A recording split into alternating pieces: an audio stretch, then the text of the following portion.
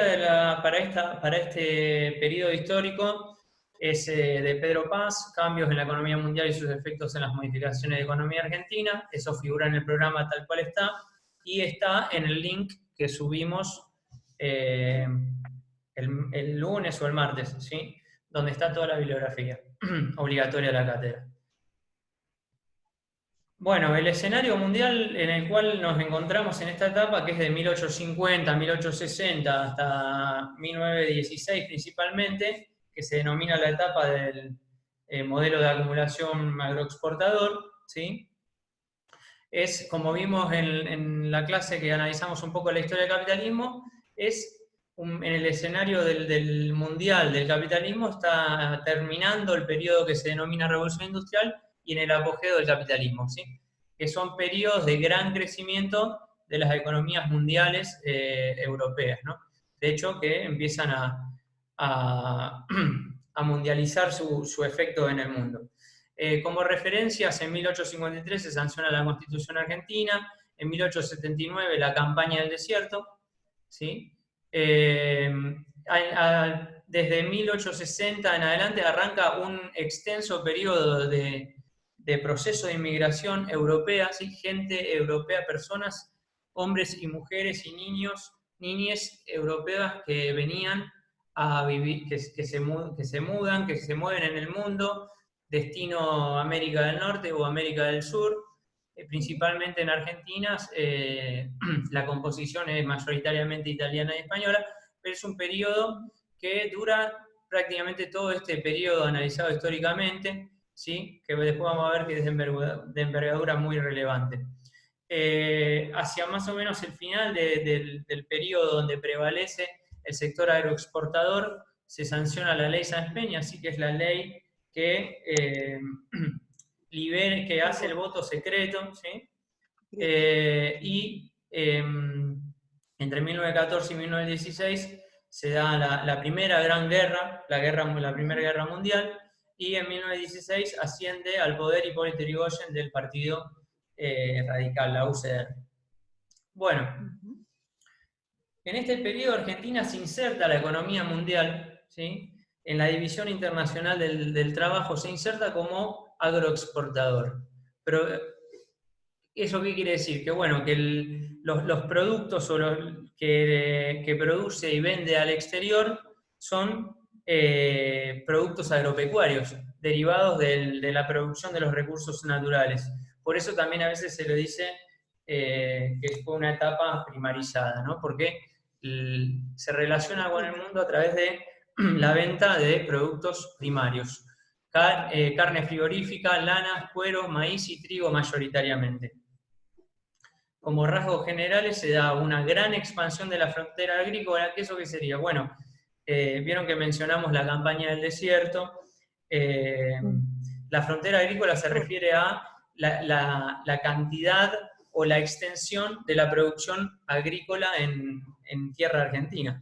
El proceso de la campaña del desierto fue, en realidad, uno pone fecha, en la última campaña, la de Roca, que fue quizás la más renombrada, cruel, y bueno, que hay un montón de cuestiones para analizar de lo que fue esa campaña, pero en definitiva los efectos del modelo agroexportador y de una Argentina que podía producir, hizo una gran extensión de la cantidad de tierras que se podían explotar para producir maíz, trigo, ganado vacuno, etc. El movimiento inmigratorio, que ya lo mencionamos, una gran afluencia de inmigrantes, y se produce la inversión extranjera en las líneas ferroviarias que eran necesarias para conectar toda esa vasta y nueva tierra de la pampa húmeda del sur de la provincia de Buenos Aires.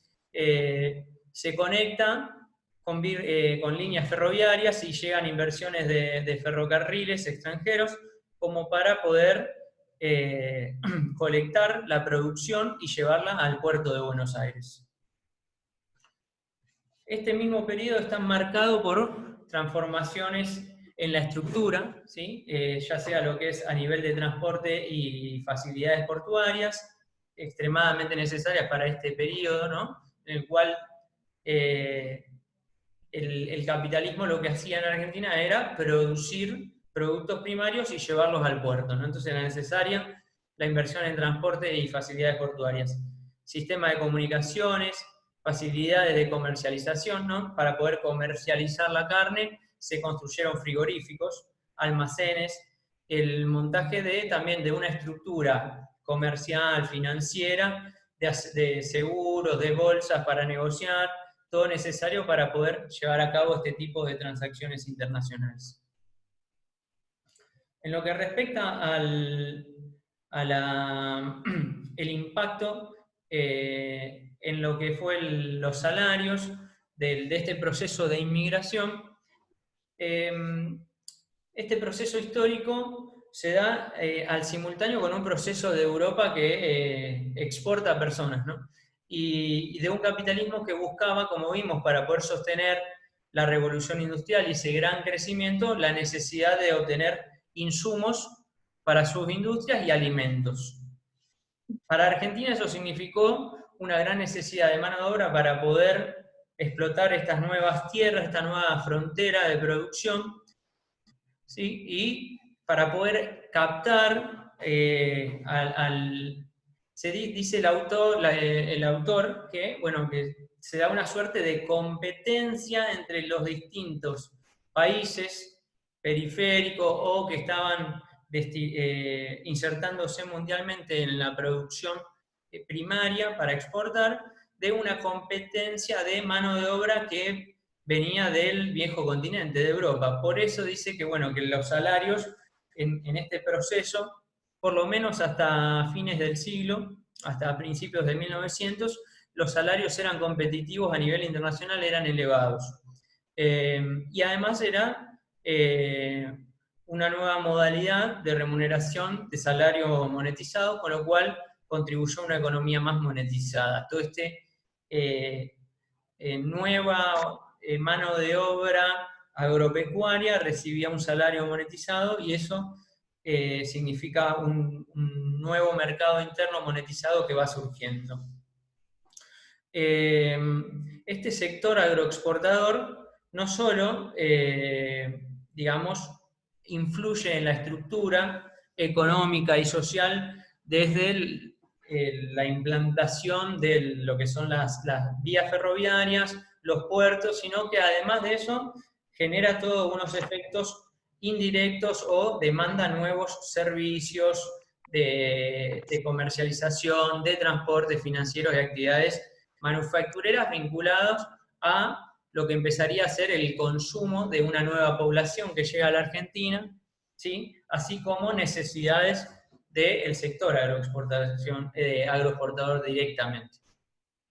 Para que uno se dé una idea más o menos del impacto que tuvo esta transformación demográfica, este proceso migratorio, las cifras hablan de que entre 1860 y 1920 entraron 4.8 millones de personas que venían del continente europeo, que llegan a la Argentina.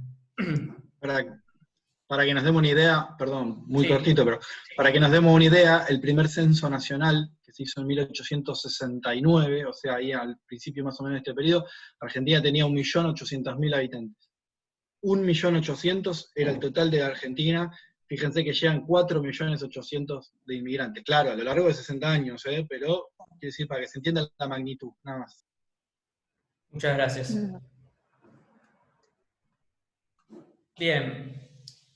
Como veníamos diciendo, este sector agroexportador, o el sector vinculado con la exportación de productos primarios, genera entonces un influjo de inversiones que monetizan la economía, ¿no? Es un influjo de dinero que empieza a distribuirse entre todas las distintas personas o empresas que participan de este proceso. Se distribuye entre ganancias, rentas y salario, como vimos que se compone el ingreso, ¿no?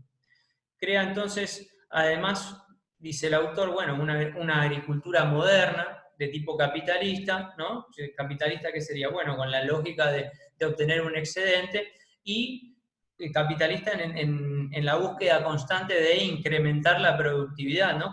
Por eso habla de capacidad técnica, ya sea en la mano de obra, que necesitaba utilizar maquinaria más moderna, así como también la capacidad técnica de las mismas herramientas que se utilizaban en el proceso.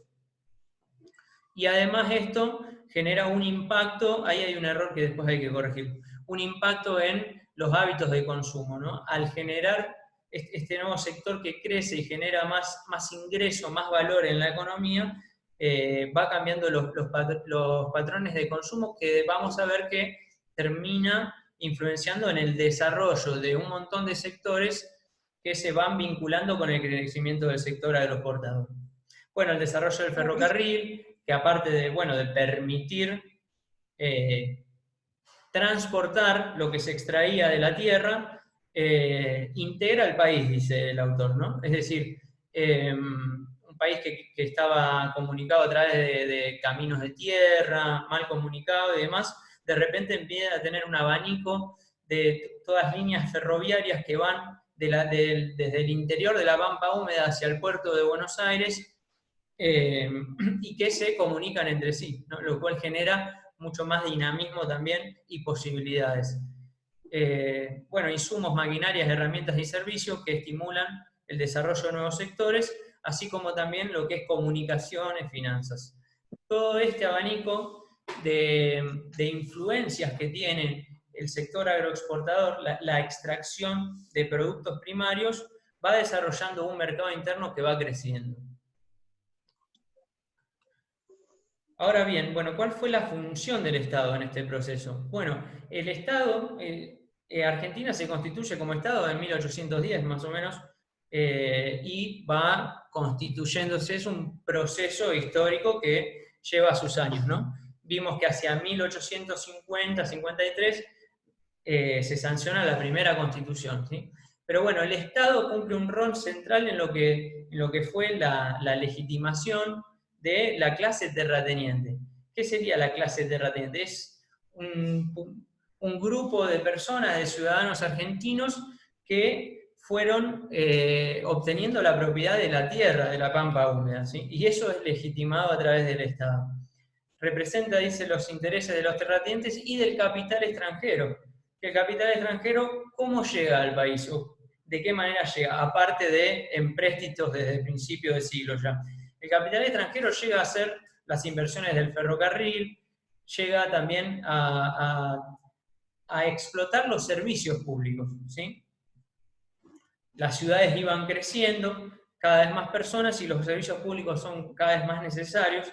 El capital extranjero se aloja también ahí, trae maquinaria que en Argentina no existía, necesaria para poder proveer de agua, de electricidad, servicios públicos generales, limpieza, todo lo que fuera necesario para ciudades cada vez más grandes, ¿sí? Para una población más grande. También el Estado, bueno, tiene un rol central en extender la frontera agrícola, ¿sí? Cuando uno analiza un sector, dice, bueno, ¿cuáles son los recursos que necesita este sector? El sector agroexportador necesitaba más tierra. Bueno, el Estado se encarga de poder lograr eso, ¿sí? Fomenta también el poblamiento, con políticas activas ya desde la década del 60, con lo que es el fomento de los colonos, ¿no? Donde se hacen distintas promociones para que ciudadanos europeos se alojen en tierras, tomen una parcela de tierra, las puedan poblar y las pongan a producir. Ese es un movimiento que es muy importante en provincia de Buenos Aires, Santa Fe, Entre Ríos, Corrientes. También, bueno, el autor resalta el liberalismo, ¿no? En el sentido de que pudieran entrar las inversiones extranjeras, el liberalismo en lo que respecta a que ingresaran las mercancías que importaba de Inglaterra principalmente, y el liberalismo también en que la determinación de los precios con los cuales se exportaban eran los productos primarios que se exportaban eran determinados a través del mercado, oferta y demanda. Y finalmente, bueno, una política educacional, ahí sabemos que está la referencia de Sarmiento principalmente, como ícono de esta política para poder estructurar una nacionalidad. La estructura social está marcada entonces por, bueno, un grupo oligárquico terrateniente, que se solidifica como la clase dirigente, ¿no? O sea, que es la que está también ejerciendo las funciones en el Estado. Surgen grupos medios dependientes del excedente del agroexportador, dice el autor. ¿Cómo es esto? Bueno, nosotros dijimos que este sector agroexportador tenía un montón de necesidades. Entre otras cuestiones, el Estado, la burocracia estatal crece mucho en este periodo. Y así también crece la planta de empleados públicos. Entonces hay un sector medio que pertenece a los empleados públicos, a un sector que crece de gran manera y que, lógicamente, el crecimiento del sector público está sostenido por esta actividad central del sector agroexportador. Y así también sectores urbanos de clase media ligados al sector agroexportador, pero que trabajan brindando servicios, ya sea en lo que es alimentación, lo que es empresas o mini empresas o talleres que hacen mantenimiento de maquinarias, y en lo que es el sector agropecuario o la población rural, surge también un nuevo sujeto que son los arrendatarios y los colonos, como decíamos. El arrendatario que alquilaba tierras para poder producir y que obtiene una diferencia entre el producto total, los insumos y lo que paga a la renta el dueño de la tierra. Por otro lado, el autor también destaca en la estructura social que si bien este es un periodo con gran inmigración y que uno ve en el surgimiento de hacia 1916 un gobierno radical que no representaba a los sectores conservadores que venían gobernando la Argentina desde 1850 en adelante, de todas maneras, el autor dice que todavía no hay una clase obrera organizada masivamente, con conciencia de clase. Si bien desde fines del siglo XIX ya van surgiendo los primeros sindicatos y hay un montón de novedades en lo que respecta del mundo de la representación de los trabajadores, el autor dice que todavía en esta etapa no es relevante.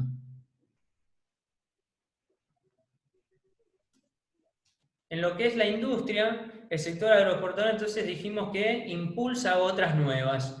Imprentas y editorial, construcción, frigoríficos, molinos. Los frigoríficos y los molinos están directamente vinculados con la agroexportación, ¿no? Es manufacturar productos extraídos de la tierra.